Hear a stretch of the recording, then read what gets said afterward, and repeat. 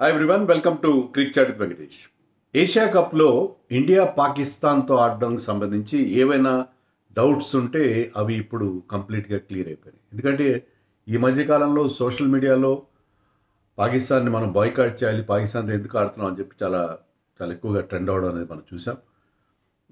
Government నుంచి కూడా మనకి క్లియరెన్స్ నిన్నటి వరకు రాలేదు, కానీ నిన్న క్లియరెన్స్ వచ్చింది. సో గ్రీన్ సిగ్నల్ ఇచ్చారు ఇండియా పాకిస్తాన్ మ్యాచ్లో ఆడడానికి. అంతేకాకుండా పాలసీ, పాకిస్తాన్తో మనం స్పోర్టింగ్ పాలసీ ఏంటనేది దాన్ని స్పెసిఫై చేశారు, దాన్ని క్లియర్ కట్గా చెప్పారు. ఇంతవరకు ఏంటంటే మనకి ఒక అన్రిటన్ రూల్ లాగానే ఉంది మనం పాకిస్తాన్తో బైలాటరల్ మ్యాచ్లు ఆడకపోవడం అనేది. ఇప్పుడు పాకిస్తాన్తో మనం ఏ మ్యాచ్లు ఆడాలి, ఏ మ్యాచ్లు ఆడకూడదు, ఏ స్పోర్ట్స్కి సంబంధించిన అన్న విషయంలో మన కేంద్ర ప్రభుత్వం స్పోర్ట్స్ మినిస్ట్రీ వాళ్ళు గైడ్ లైన్స్ ఇష్యూ చేశారు. సో క్లియర్ కట్గా మనకి ఇప్పుడు పాకిస్తాన్తో ఏ మ్యాచ్లు ఆడితే ఏ మ్యాచ్లు ఆడకపోవడం అనేది తెలిసింది. సో ఏషియా కప్ విషయంలో ఎలాంటి ఇబ్బంది లేదు. ఏషియా కప్లో ఇండియా పాకిస్తాన్ మ్యాచ్లు ఎలాంటి ప్రభుత్వం సైడ్ నుంచి ఎలాంటి ఇబ్బంది లేకుండా జరిగే అవకాశం మనకి ఇప్పుడు స్పష్టంగా కనిపిస్తుంది. అయితే ఎందుకు ఒప్పుకున్నారు? మనకి ముఖ్యంగా పహల్గామ్ ఆపరేషన్ సింధూర్ ఈ వీటి తర్వాత మనకి పాకిస్తాన్ విషయంలో దేశంలో విపరీతమైన వ్యతిరేకత ఫామ్ అయిన తర్వాత కూడా మరి గవర్నమెంట్ ఎందుకని పాకిస్తాన్తో మ్యాచ్లు అలౌ చేస్తుంది అనేది మన వీడియోలో చూద్దాం. ముందుగా పాలసీ నేను చాలా క్లియర్గా అంటే సింపుల్గా చెప్తాను. ఏంటంటే గవర్నమెంట్ పాలసీ ఏంటంటే పాకిస్తాన్తో మనం బైలేటరల్గా ఎలాంటి మ్యాచ్లు ఆడడం, అంటే వన్ ఆన్ వన్, అంటే ఇండియా పాకిస్తాన్ సిరీస్ అనేది ఏది జరగదు. మన పాకిస్తాన్తో మనం టెస్ట్ మ్యాచ్లు కానీ, వన్డేలు కానీ, T20s కానీ ఆర్ ఎనీ అదర్ గేమ్, ఇదే కాదు ఏ స్పోర్ట్లో కూడా మనం వన్ ఆన్ వన్, అంటే బైలేటరల్గా ఆడే, బైలేటరల్ తెలుగులో ద్వైపాక్షిక అని ఉంటుంది, అది కూడా అదేనా ఒకటే, బైలేటరల్ ఏదైనా ఒకటి అర్థం.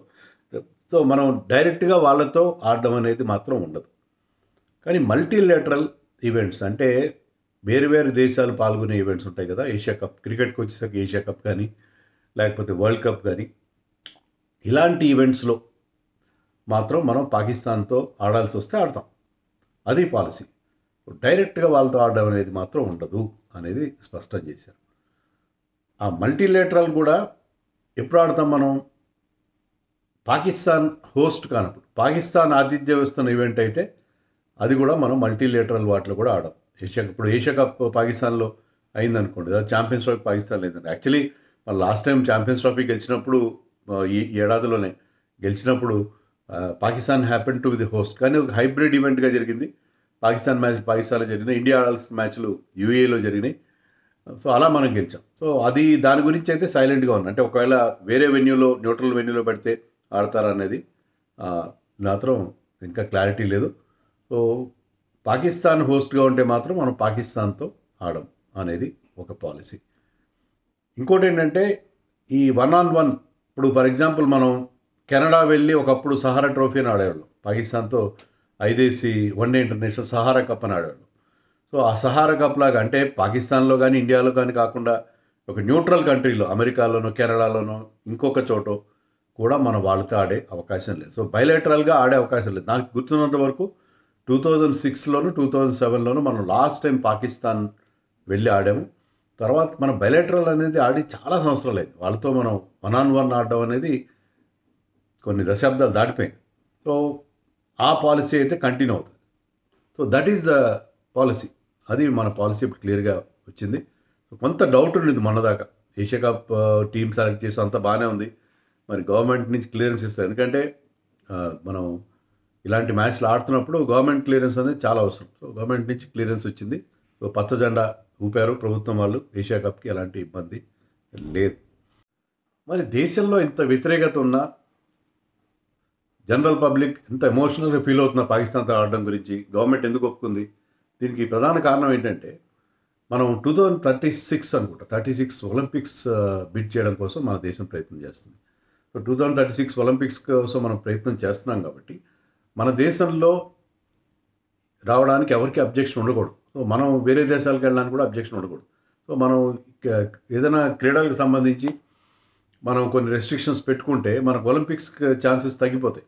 సో ఇండియా స్పోర్ట్స్ విషయంలో చాలా లిబరల్గా ఉంటారు అని ఒక ఇంప్రెషన్ కలిగించారు. లేదు మేము పాకిస్తాన్తో ఆడడం, అది ఆడడం అని రకమైన ఫీలింగ్స్ పెట్టుకుంటే మనకి ఒలింపిక్స్ కోసం మనం చేసే ప్రయత్నాలకి దెబ్బ తగిలే అవకాశం ఉంది. అందుకని బహుశా ఆ కారణంగానే ఇంకా వేరే కామన్వెల్త్ గేమ్స్ ఇలాంటివి కూడా మనం హోస్ట్ చేస్తాం కదా, కొన్ని మల్టీలేటరల్ ఈవెంట్స్ హోస్ట్ చేయాలని చెప్పి ఇండియాకి ఒక పాలసీ ఉంది కాబట్టి, సో దానికి అనుగుణంగా మన వాళ్ళు ఈ రకమైన నిర్ణయం తీసుకున్నారు. This is not a very popular decision, maybe అందరికీ నచ్చే నిర్ణయం కాకపోవచ్చు, కానీ ప్రధానంగా ఆ కారణంగా మనం ఒలింపిక్స్ కోసం కూడా వెళ్తున్నాం కాబట్టి మనం ఏ దేశంతో అయినా ఆడినా కరెక్ట్ కానీ. ఎందుకంటే ఈ ఒలింపిక్ చార్టర్ అనేది ఒకటి ఉంది. ఒలింపిక్ చార్టర్ అంటే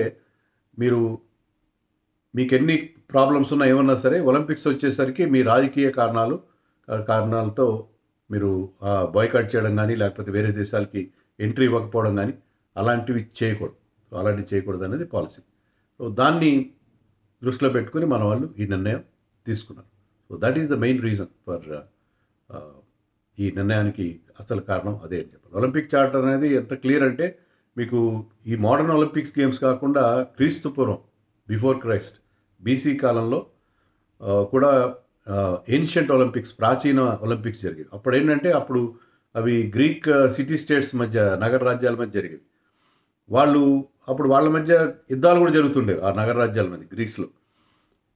కానీ ఒలింపిక్స్ టైం వచ్చేసరికి యుద్ధాలు ఆపి కూడా వాళ్ళు ఒలింపిక్ గేమ్స్ జరిపేవారు. సో స్పోర్ట్స్కి అంత మంచి ఇంపార్టెన్స్, ఆ స్పోర్ట్స్ మన స్పిరిట్ అనేది అంత గొప్పగా వాళ్ళు పాటించారు. సో అదే దృష్టిలో ఒలింపిక్ చార్టర్ రూపొందించారు. ఒలింపిక్ చార్టర్ అనుగుణంగా మన వాళ్ళు ఈ నిర్ణయం తీసుకున్నారు. ప్రధానంగా ఏంటంటే ఇప్పుడు బయలాటరల్లో రెవెన్యూ ఎవరికి వస్తుంది? మనం పాకిస్తాన్ వెళ్ళి ఆడుతున్నాం అనుకోండి, పాకిస్తాన్ వాళ్ళు టెలివిజన్ రైట్స్ సేల్ చేస్తారు.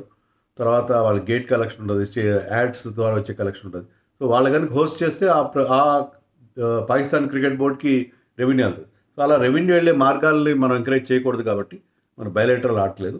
మిగతా వాటిలో మల్టీలేటరల్లో అలా అంత రెవెన్యూ వాళ్ళకి వచ్చే అవకాశం లేదు. అది కూడా పాకిస్తాన్ హోస్ట్గా ఉన్న వాటికి వెళ్ళదు కూడా మనం అనుకున్నాం కాబట్టి.